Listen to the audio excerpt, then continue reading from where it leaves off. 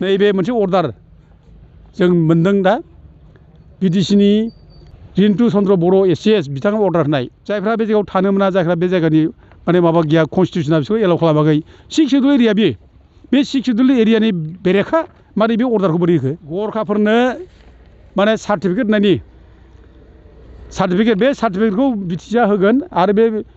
बेखौ होब्लानो गासिबो लेन्ड एलटमेन्ट सेटेलमेन्ट हा मोनजोबगोन बेबायदि अर्डार मोनसे होदों आरोखि दुखुनांथाव ट्राइबेल बेल्ट ब्लकनि बारैबो बे 6 सिड्युल एरियायाव नोङो जायफ्रा ट्राइबेल नङा बिसोर बिदि फ्रि एखेबारे सार्टिफिकेट लालायनानै हा मोननाय एलटमेन्ट होनो हानाय बे क्षमता बहा दंफालाय बिटिसिआलाय बे खामानिखौ मानो मावखो बे बिटिसिखौ जोंनो मानो नांगौ फालाय बिदि जुदि खामानिखौ जों मावनो हायाब्ला दा जों खावलायो आरो इमिडियेट उइथड्र खालाम बे माने केन्सेल शुड बि उइथड्रन इमिडियेटलि आरो इट शुड बि भइड गोदान बोसोरनि रायजो राजाफोरखौ बयखौबो गाहाम हामलायनाय मोजां मोननाय बावबाय खुलुमनाय बावहरबाय जे जों दिनै 7 तारिख जानुवारि बे दिनाव बिटिसि सेक्रेटारियाव जों फैदों लेन्ड रिभिनिउ डिपार्टमेन्टआव EM रन्जित बरगयारी बिथांखौ लोगो हमनो फैदोंमोन खिन्थु बिथाङा गैया तामुलपुराव मिटिं दं होननायखाय बिथाङा बेयाव थांबाय दा लोगो मोननाय जायाखिसै थेवबो सेक्रेटारिखौ लोगो मोनबाय OSD खौ जों लोगो मोनदों दा लोगो मोननाया दिनैनिल' बाथ्रा नङा गोबां गोबाव जाबाय फुराना जाबाय जोंनि जेंनाया जे जोङो ट्राइबेल बेल्ट ब्लकनि हा हुनि निरापत्तानि बाथ्रा लानानै जों सम सम बिटिसिनि EMफोरजों आरो बिटिसिनि अफिसारफोरजों जों लोगो हमनो फैयो रायज्लायनो फैयो दा स्पेसियेलि मजाबारि गामि सिडली बेल्टनि आन्दाराव सिडली ट्राइबेल बेल्ट 1947आव दानाय बियो 5 डिसेम्बराव 1947 नि 5 डिसेम्बरनिफ्राय रावबो बे जायगायाव नन प्रटेक्टेड क्लासनि मानसिया थानो मोना बे हायाव रावबो अधिकार गैया बे हाखौ बायनो मोना बे हाखौ फाननो मोना फानग्रायाबो दा गथिखे जों बेखौनो गुदि खालामनानै जोङो बिटिसिनि EM रन्जित माने बसुमतारी बिथांखौ जोङो जावले जों दरखास्त होदों बुंबोदों आरो जों बेल' नङा जों 2019आवबो जोङो सिडलीनि जिल्ला खुंगिरि बिनि बिथोन बादियै जों बे मजाबारि गामिनि हायाव जे एनक्रचमेन्ट जादों गुबुन हारिया जे बे जायगायाव थाफैनानै बे जायगानि असे थागिबि फिसा बर'फ्रा जे हा हु गारनानै खारलांदों बिनि नायबिजिरनो थाखाय जोङो सिडलीनि मानव गेदेर डिपुटि कमिशनार बिथांखौ जोङो खावलायदों आरो बिथाङा नायबिजिरनानै तदन्त खालामनानै बे जायगायाव जे एनक्रचमेन्ट जादों बेखौ रोखा रोखा बुंदों आरो सोर एनक्रच खालामदों सोर फेमिलिया आरो अबे बर' फिसानि हाखौ सेनानै लादों बे बाथ्राखौ बिथांमोना लिस्ट होनानै बेखौ बिटिसिआव फरवार्ड खालामना हरदों नेसेसारि एक्सननि थाखाय जिहेथु हानि गोहोआ बिटिसिआवसो दा बिटिसिआ मावनो हानांगौ दा 2019आवनो बे प्रसेसा जाबाय थादों खिन्थु 2019आव बे थांलाय फैलाय माने खाथा माने बिहरलायनाय डकुमेन्ट बिहरलायनाय बेयाव दिन थांदों ओमफ्राय नै दा गोदान सरकार फैबाय UPN दैदेननायाव प्रमद बर'नि दैदेननायाव दा फेरेंगा बिथानावबो जों फैगासिनो दं रायज्लायगासिनो दं इमिडियेट ओंखारनांगौ मानोना बे हाया बर'फोरनि हा बे ट्राइबेल बेल्ट ब्लक हा बे ट्राइबेल बेल्ट ब्लक हायाव गुबुनफ्रा खुनु दिन हा बायनो हाया बा फाननोबो हाया बा हा मोननो हाया दा बे हिसाबै बे जायगानि हाखौ दिनैसिमबो खुनु ट्रेन्सफार खालामालासे हानि नामजारि खालामालासे गुबुन जायगानि थानो मोनै मानसि बे सेनानै लानानै दङ दा खाजोनाया बर'फ्रानो होगासिनो दं दासिमबो आप टु डेट 25सिम बिथांमोना खाजोना होबाय हानि खाजोनाखौ दा बिथांमोननि नामावनो दासिमबो लेन्ड हल्डिं सार्टिफिकेट दं हानि खाजोना होनाय रेकर्ड डकुमेन्टस गासिबो दंजोबो दा बेखौ होखारनांगौल' दं मानो होखाराखै दा बाथ्रा बेयाव जादों दा सम सम बिथांमोना बुङो होखारगोन बेखौ बाथ्राखौ बुंगासिनो दं ट्राइबेल बेल्ट ब्लकआव गुबुना थानो मोना आइनाव बे रोखा रोखाखा दा गथिखे जायफ्रा इलिगेल भाबै एनक्रच खालामनानै दं हाबनानै दं बिसोरखौ गोदानै गुबुन जायगायाव दोननायनि बेबस्था खालामगासिनो दं रायज्लायगासिनो दं बे बाथ्राखौ बिथांमोना बुंबाय थादों रन्जित बसुमतारी EM बिथाङा बुंबाय थादों खिन्थु जोंनि बाथ्राया बे नङा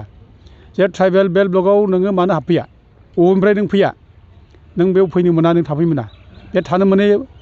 हाबनो मोनै जायगायाव नों माबोरै थाफैखो प्रश्नआ बेसो हाया दिनै मानो आवग्रिनानै लाफैखो दा गथिखे नों होखारनांगौ नों थांनांगौ नोंनि जायगायाव नों थांफिननांगौ बबेनिफ्राय फैदों बे जायगायाव थांफिननांगौ आरो बिनि थाखाय बेखौ रिहेबिलिटेट खालामनो हा नागिरफिननायनि बाथ्रा गैया बिसोर जोंनि आलासि नङा बिसोरो जोंनि हाखौ सेनानै लाफैबाय बिसोरो जोंनि हाखौ दखल खालामना लाफैबाय दिनै गोबां जोंनि हाखौ माने बिसोर मावनानै जानानै जों बेयाव खाजिना होगासिनो दं फैया थांगासिनो दं दिनै जों बिनि प्रडाक्सनबो जेबो आबादबो जों मोना बिसोर मावनानै जागासिनो दं आरामसो दा बेयाव जों बिसोरनो जुदि आरोबाव आलासि बायदि बिसोरनो जुदि हाफिननांगौब्ला बिसोरखौ जुदि जाहो लोंहो जुदि जों बिदाय होनांगौब्ला आयेना मा थांखो आयेनावथ' बेखौ थोनाखै आयेनाव बुंदों जाय इलिगेलि एनक्रच खालामनानै दं दे शुड बि इफेक्टेड फरथुइट बिसोरखौ एखेबारे होखारनांगौ बाथ्रा बिसोर दं नैबे मोनसे अर्डार जों मोनदों दा बिटिसिनि Shri Rintu Chandra Boro' ACS joint secretary Bodoland territorial council बिथाङा रिन्टु चन्द्र बर' एसिएस बिथाङा अर्डार होनाय दा बिथाङा अर्डार होदों जे माने गरखाफोरनो माने सार्टिफिकेट होनायनि बे सार्टिफिकेटखौ बिटिसिआ होगोन आरो बेखौ होब्लानो गासिबो लेन्ड एलटमेन्ट सेटेलमेन्ट हा मोनजोबगोन बेबायदि अर्डार मोनसे होदों आरोखि दुखुनांथाव दा दिनै मानो सिन्था खालामदिया दा दिनै जोंखौ बेखौ बे इलिगेल खामानि मावनायनि थाखाय जों बुंनायनि थाखाय दिनै जोंखौ दाय होनो हागौ जों जाथिनि गेजेराव भुल बुजाबुजि सृष्टि खालामनो हागौ खिन्थु मानो अर्डारखौ होखो बे अर्डारखौ मानो होखो मानो सिन्था खालामदिया जायफ्रा बे जायगायाव थानो मोना जायफ्रा बे जायगानि माने माबा गैया कनस्टिटिउसना बिसोरखौ एलाउ खालामाखै 6 सिड्युल एरिया बे 6 सिड्युल एरियानि बेरेखा मारै बे अर्डारखौ बोरै होखो बे ट्राइबेल बेल्ट ब्लकनि बारैबो बे 6 सिड्युल एरियायाव नोङो जायफ्रा ट्राइबेल नङा बिसोर बिदि फ्रि एखेबारे सार्टिफिकेट लालायनानै हा मोननाय एलटमेन्ट होनो हानाय बिदि खमथा बहा दंबालाय बिटिसिआलाय बे खामानिखौ मानो मावखो बेखौ दिनै जों बिराद प्रश्न खालामो दिनै बेखौनो जों बुंदों बिटिसिआवबो आरो बेखौ इमिडियेट उइथड्र खालाम बे माने केन्सेल शुड बि उइथड्रन इमिडियेटलि आरो इट शुड बि भइड बेखौ खालामनांगौ इमिडियेटलि जों बेखौ दाबि खालामो आरो लोगोसे मोनसे खोथाबाव जे नेपालिफोरखौ ग्रेजार जायनाखि आबाद मावनानै जाग्रा मोसौ फिसिनानै जाग्रा नेपालिफोर बिसोरनो माने प्रटेक्टेड क्लासखौ होनाय जादोंमोन ट्राइबेल बेल्ट ब्लकआव खिन्थु बिसोरनो प्रटेक्टेड क्लास होनायखौबो आरोबाव नै माबायाव 1949 24 आगस्टआव 1949 24 आगस्ट बेयाव बिनि नटिफिकेसन नाम्बारा जाहैबाय RSD 28/47/43 बे नटिफिकेसननि गेजेरजों बे नेपालि ग्रेजुवेटफोरखौबो आरोबाव केन्सेल खालामदों बिसोरो ट्राइबेल बेल्ट ब्लकआव बिसोरो प्रटेक्टेड क्लास नङा होनना बुंदों बेयाव होदों RSD number 28/47/43 dated 24 August 1949 are hereby and henceforth excluded from the list of protected classes होनना बुंदों आरोखि बिसोर प्रटेक्टेड क्लास नंला होनदों दा दिनै गथिखे दिनै बेफोरखौ बिसार खालामा मुवानो दिनै बिसोरखौ जेनेरिक टार्माव गरखा होनानै सार्टिफिकेट होनानै बिसोरनो हा होनो हानायनि अधिकार बे बिटिसिनि अफिसारफ्रा बोरै मोनखो बोरै बे अर्डारखौ होखो जों दिनै प्रश्न खालामो आरो बेखौ इमिडियेटलि उइथड्र खालामना लानांगौ दा जों बेखौ हमगासिनो दं आरो दिनै 2019आव आरोबाव अनारेबल हाइकर्टआ अर्डार होबावदों जे बेल्ट ब्लकआव इसिबां इलिगेल भाबै एनक्रच खालामनानै दं हाबनानै दं जिबां इलिगेल थानो मानसि दं बेयाव बेफोरनिफ्राय होखारजोबनांगौ होननाय अर्डार मोनसे दङ दा बे अर्डारखौ मावफुंनांगौ दा जों बेखौसो बिटिसि सरकारखौ बुंगासिनो थादों जे होखारजोबदों गासिबो मानो होखाराखै दिनैसिमलाय हाइकर्टआबो जेराव अर्डार होबाय मानो होखाराखै आरो बे बिटिसि सरकारा सोरनि बिटिसि सरकाराथ' जोंनिनो जोंनो गोबां जिउ दान होनानै गोबां माने भुगिनांनानै दिनै गोबां सेक्रिफाइसनाव बे बिटिसि दानाय बे बिटिसि सरकारा गावनि बर' फिसानि जुदि मावनो हायाब्ला नों बे गोरिब गुन्द्रा बर' फिसानो मावनो हायाब्ला मानि थाखाय सरकार बिलाय सोरनि सरकार बिलाय जोङो बे अखल बे जों बे प्रमद बर' दैदेननाय UPPL सरकारखौ जों बुङाखै बिनि सिगांनि सरकार हाग्रामा सरकारावबो जों बुंदों आन्दलन खालामदों जोङो दा दिनै जों आन्दलन खालामनायनिफ्राय दिनै बे ट्राइबेल बेल्ट ब्लकनि जायनाखि जेंना इसु दा दिनै बे गोथां जानानै फैबाय नङाबा थैबायमोन बेयो रावबो मख'लामोन दा गोथां जाबाय बै समाव जों आन्दलन खालामदों बै समाव फाइल प्रसेस खालामदों बै समावनो 2019आवनो जोङो माने इभिक्सननि मोनसे फाइल स्टार्ट जादों खिन्थु माने इभिक्सनल' जायाखै